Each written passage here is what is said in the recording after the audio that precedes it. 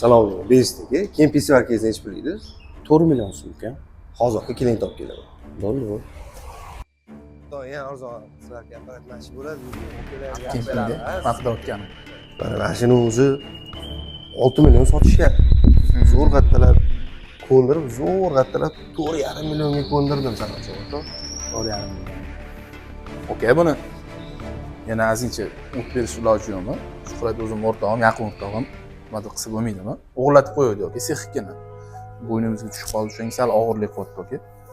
Yo'li bo'lsa agar Ya endi o'tdilar arzon beryaptilar tagliga. Shunisi kerak yo'q. Bo'ldi, xo'p, tushundim. Shuhrat hurmati bor. 4 million so'm qilib beraman. Ha, Shuhrat nima deysan? bo'ldi o'rtoq.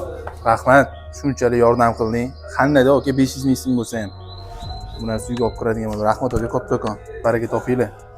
Rahmat. 160 dan beraveringlar bitta skladda. Ha, bo'ldi, xo'p. Yo'q, aka siz nima unaqa ish qildingiz? Tirikchilik belga tetdingiz. Nima qilganingiz bu? Nima ish qildi? Nima unaqa ish qildingiz? Sani hurmatingdan skidka qilib berdim. Skidka qilib berdim, yaxshilik qildim. Shu yaxshimi endi qilgan ishingiz aka? Sani shu qilgan ishing yaxshimi? Yaqin oilamda olsan, qo'rqgan ishingni qara. Keyin bizning do'konda unaqa ish qilinmaydi. Konkret o'zini stabiliy narxi bor, shu bo'yicha sotiladi. Lo'q emas, tushundim sizni. Tushungan bo'lsang rahmat. Xohlasang kelmasliging ham mumkin bunaqa ishlaringga.